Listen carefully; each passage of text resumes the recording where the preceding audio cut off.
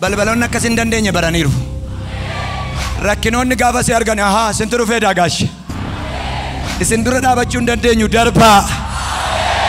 Phexros akka namaatti tajaajilaadhaa illa lallabaa hin barsiisa. Garuu waan nama dhibu andaandi gisee koo lallabaa taatees koo jilbi kee laafaa. Al tokko tokko koo wayitu mudhii si hiikkachiisa. Caamaa baasennaan qaata baasennu. Phexros abdii kutateera. Akka namaatti al tokko tokko wanti isin itti galtan abdii isin kutachiisa. Maaliif boo isa kanallee waanan keessaa ba'u miti jettu. Situ baay'ee kaleessa soosa si baase. Isatti hin cimu sitti cime malee keessaa si fuudha Waaqayyo. Jireenya gammachuudhaan machaa'u tokkotti nama galutu jira galgala kana. Dukkanaata maajab jechaa jirtu kana otoo ati dhandhamtee raawwatin ifti dinqisiisaan jireenya keetti dhufee dabalama. Abjuu sitti fakkaata garuu si dura deema. Tarakki godheetu kottuu ba'e mucaako. Namni ba'u tokko duwwaan nampaa jedhi maalo. Balbala isa tokkoffaa otoo ajaa'ibsifatu balbala lammaffaa. Balbalichi gaafuma Phexrosin argu. Balbalichi ofiin beekee abjuu ofsee anumaayi jedhe. Anaayi riifarii kee fuutee laalteetu. Anaayi buukii kee bara 2012 laalteetu. 18 irra anaayi mana kee 2015 laalteetu. 18 irra 90 laalteetu. Anaayi 2015 eessa akka turte laalteetu. 2016 eessa akka turte laalteetu. 18 barcuma sii qophaa irra teessee anaayi namni tokko iyyee anaayi jedhime maalo. Karaan uffisiisaa kee fixeera galgala kana. Waaqayyo wajjin kan si hafe karaa dinqisiisaa dhaameen jedhatu. 2018 Waaqayyoon naa bitameera. Dingatas gooftaan keessan inni sin eegaa jirtan. Inni sin gaaf tokko naa bariisisa jettan. Inni sin gaaf tokko naaf hojjeta jettan. Gara lafa barii gara mana keessanii dhufaa.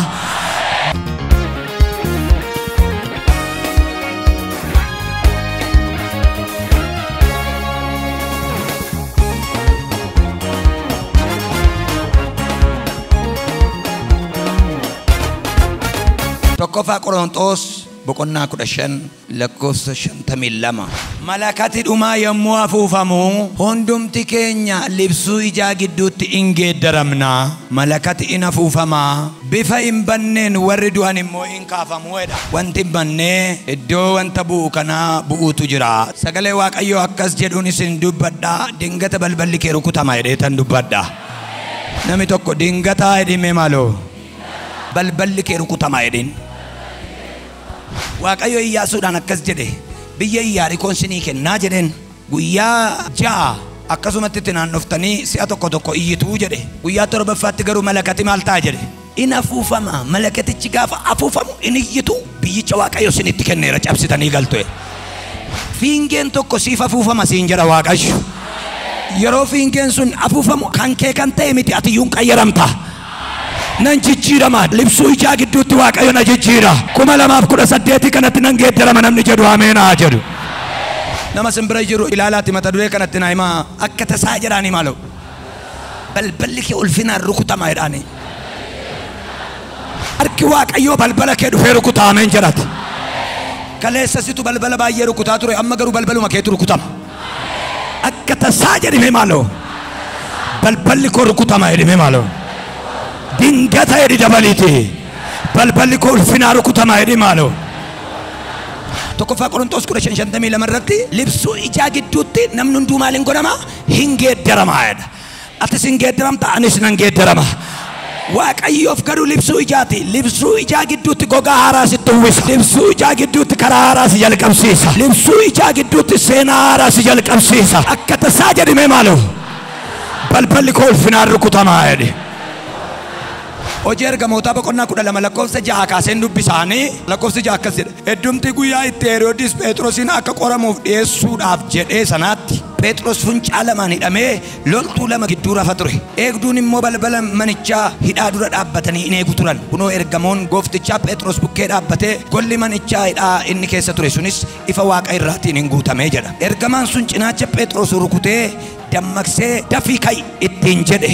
Achumaan funcaan inni ittiin hidhamee harka isaatti hin bu'e. Ergamichi immoo hidhadhu kophee keessa kaadhu ittiin jedhe. Phexros ka'ee hidhatee kophee isaas in kaa'ate. Ergamichi ammas dabalee akkas jedhe, wayyaa kee uffadhu amma na duuka bu'i ittiin jedhe. Phexros manicha hidhaa keessaa ba'ee ergamicha duukaa bu'e. Garuu ergamaan Gooftaa kan hojjeteef kun dhugaa itti hin fakkaanne ture. Innoo mul'atan argaa jira se'ee malee. Ergamicha wajjin eegduu warra duraa warra lammaffaa biras darbanii balbala sibiilaa isa mandaratti baasu bira ga'an. Balbalichi utuu namni tokko ittiin bu'in isaaniif hin baname. Isaanis gad hin ba'an.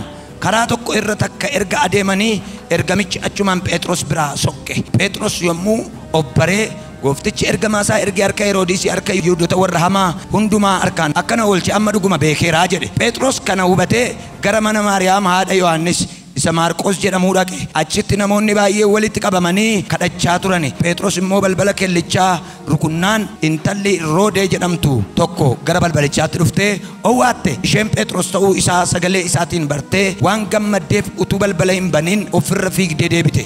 Phexros balbala dura inni dhaabbata jettee himte. Warri kana dhaga'an immoo ati hin maraatte fakkaata isheedhaan jedhan. Isheen garuu lakkii isumatu balbala dura jira ittiin jette. Kana irratti isaan egaa'oo ergamaan isaa isa eegu ta'innaa jedhan. Inni garuu ittuma fufee balbalicha rukute. Balbalicha yommuu banan Phexrosin arganii akka abjuu ta'an calluma jedhanii akka dhaggeeffataniif harka isaa milikkitaan isaaniif kenne jedha. Harka keessan ol kaasaa balballi koo ulfinaan rukutama jedhaa maalaw.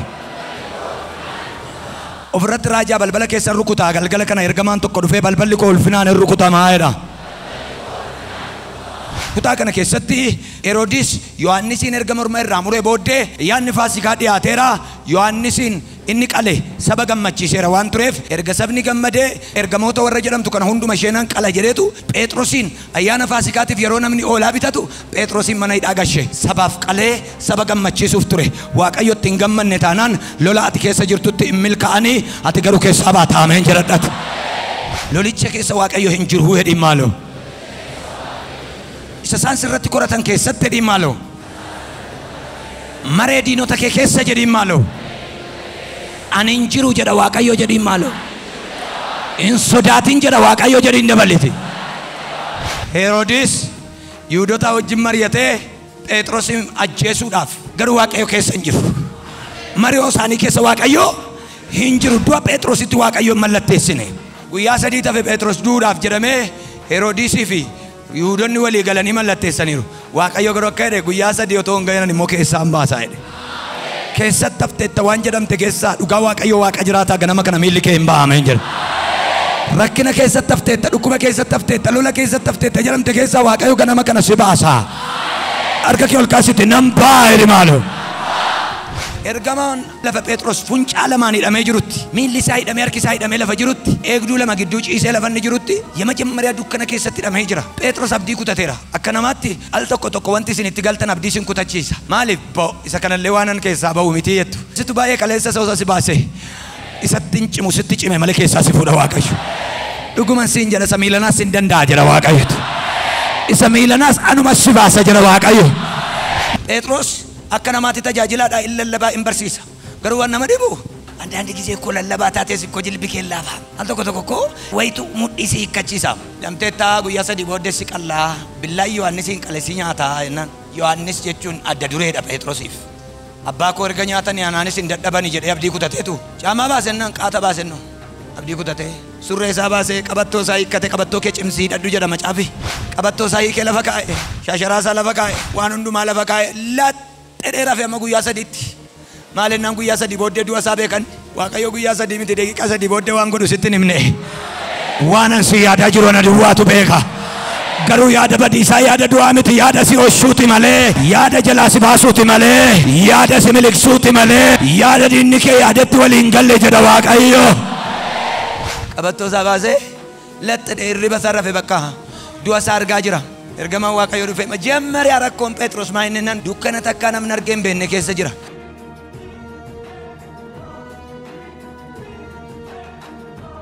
Dukkana hamaa akkasii argee beeku jedhe Phexros ciise.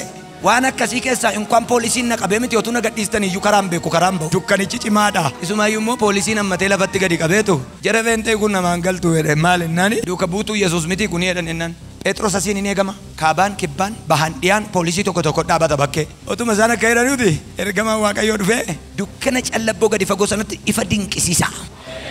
waaqarraadha. Ifti dinqisiisaan lafarra hin jiru. Ifti dinqisiisaan waaqarra jira. Waaqarraa ifa dinqisiisaa fidee dhufee itti gadhiiseedha. Qixa mana keessanii Jimmarra Wallaggarraa Mattuurraa ototas jirtu ifti dinqisiisaan balaqaa jedhu. Mana isaaniitti siqamneerra jedhanii hiineerra jedhanii miila hidhanii gadi qabanii jiru. Rafanii jiru achumatti jala gateetu jalaa bahee gaafa ilaalu dukkana callabboo keessa namichi ture. Otuu sochii tokko nagarsiisin, otuu dadhabbii isaatti hin dabalamin dafqa tokko tuun buusin, otuu harki isaatti hin dabalamin qophaa samanichi ifa dinqisiisaadhaan guutameedha. Oduu cabsa, oduu ammee Waaqayyo natti sitti hima. Dukkana atamma ajab jechaa jirtu kana otuu ati dhandhamtee raawwatin ifti dinqisiisaan jireenya keetti dhufee dabalama. 2018 Waaqayyoon naa bitameera. Nami jedhu tokko namni gaafa abdii kutu paasterii haa ta'u wangeelaawi maaluu haa ta'u abdii kun na waan godhu hin beeku. Namicha si bira jiruun of hin gatin ifti dhufaa jira jedhi. Of gattee iddoon taanetti of hin gatin jedhiin maaloo. Si'achi jettee of hin gatin lakkee jedhiin maaloo. Iddoo guddaatti waamamuuf jirtaa jedhiin maaloo. Atasiin cufameera achiin cufameera jettee of gattee Waaqayyo dabdaabbee tokko baaseera waa'ee kee. Xalayaan tokko waa'ee keetii baheera abboo ameen jedhe. Naannoo koo omtuun jiru jedhee ergixanyaa ta'e Phexros dukkana malee maaltu jira? Du'a malee maaltu jira? Si'achi qullaa ta'e uffadhee dhiisee jedhee gaafa ni dhugu iyyaanne dinqisiisaan tokko ifti jabaan tokko akka dhufaa jiru. Wayyaa baafatee ciisaa jira qullaasaa. Caammaa baasuu jechuun caammaan kophee wangeelaati. Saqqii jechuun amantiidha. Hin hiikkatin siin jedha Waaqayyo. Hin hiikkatin lafa deemnu qabna siin jedha Waaqayyo. Hin baafatin lafa deemnu qabna siin jedha Waaqayyo. Uffadhu kai siin jedha jira Waaqayyo maaloo. Atin beerre dukkana keessan jira jetta balballi kee garuu rukutameera. Sagalee isaatiin balballi kee rukutameera. Nama si bira jiru nani deemuufani jedhiin maaloo. Kophee koos kaadheeraa jedhiin. Shaasharoo koos uffadheeraa jedhiin. Hidhata koos godhadheeraa jedhiin. Amantiin jira jedhiin maaloo. Wangeelli jira jedhiin maaloo. Ayyaanni jira jedhiin maaloo. Deemuu kooti jedhimee maaloo. Mana kee sagaleen jira. Mana kee ayyaanni jira. Mana kee afurri jira. Harka kee mirgatti kaasi deemuu kooti jedhi baaboo. Ciao nagatti dhaami deemuu kooti. Dabalitti dhaami deemuu kooti.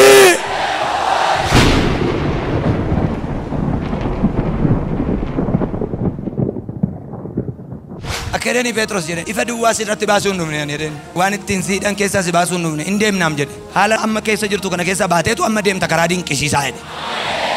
Nama simbira jiru jilba isaa rukutaati karaan irra deeme isa duwwaatu beekaa karaan uffisiisaa fixxeetta jedhe waa. Ergaa kana miidiyaadhaan kan dhageessanu karaan uffisiisaa kee fixeera galgala kana. Waaqayyo wajjin kan si hafe karaa dinqisiisaa dhaameen jedhata. Karaa dinqisiisaa jedhi maaloo. 2018 eebbise karaa dinqisiisaa jedhee sitti laadheera. Karaa jibbisiisaa si biraa kuteera. Karaa cinqii si biraa kuteera. Maqaa Yesuusiin karaa dinqisiisaa si jalqabsiiseera.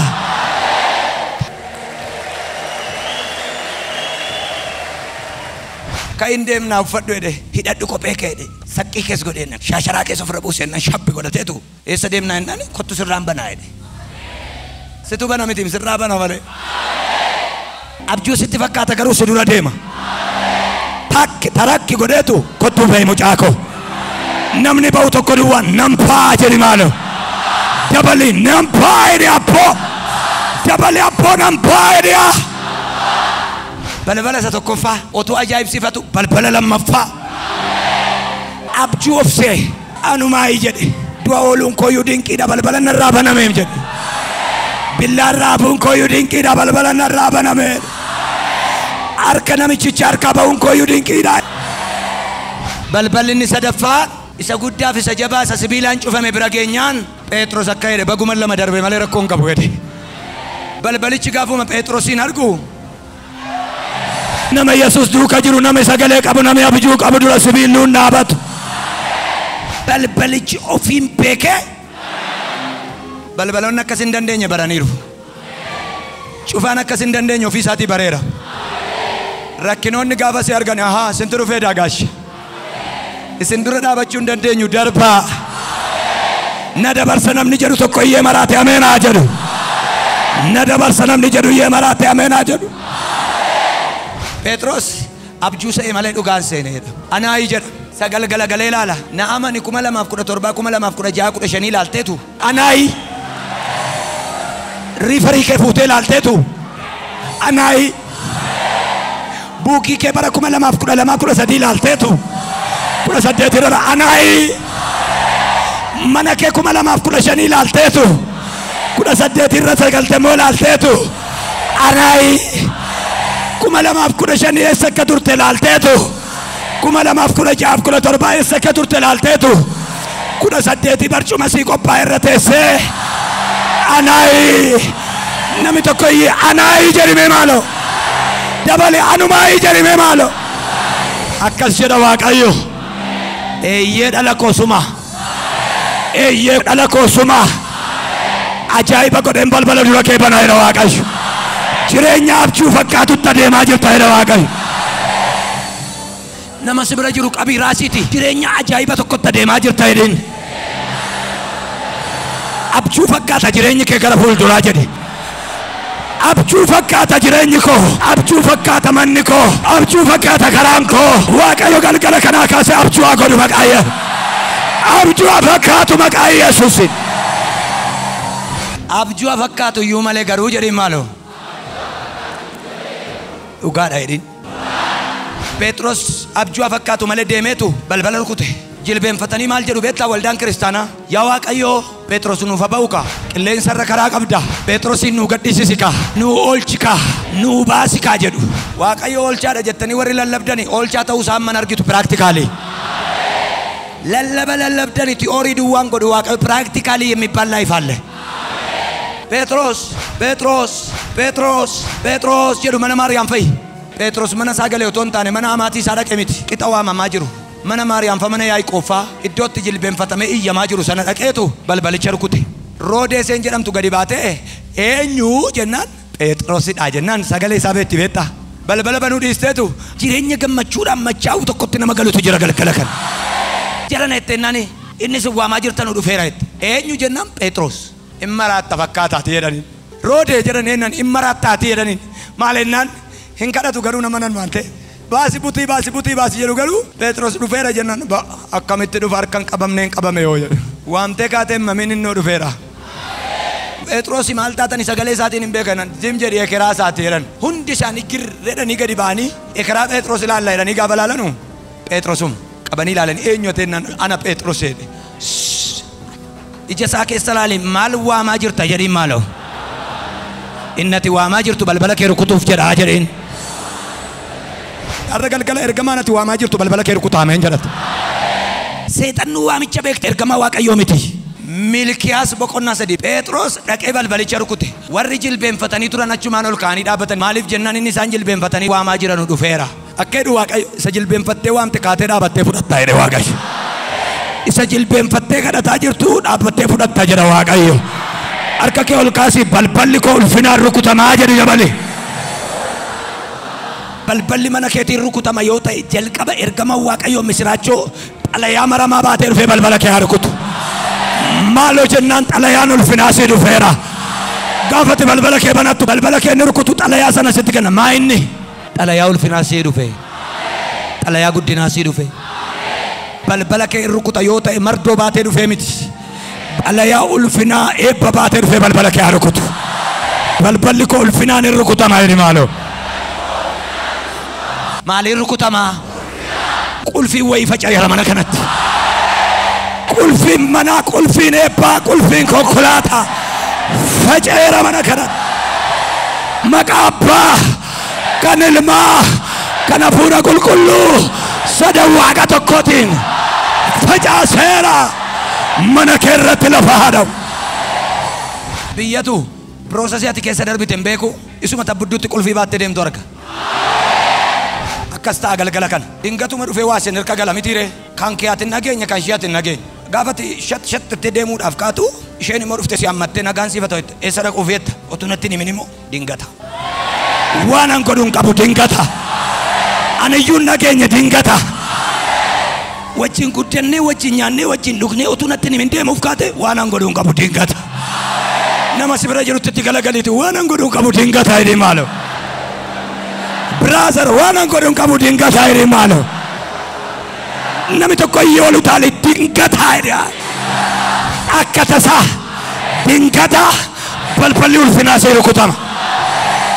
Dingatas gooftaan keessan inni sin eegaa jirtan. Inni sin gaaf tokko naa bariisisa jettan. Inni sin gaaf tokko naaf hojjeta jettan. Gara lafa barii gara mana keessanii dhufaa.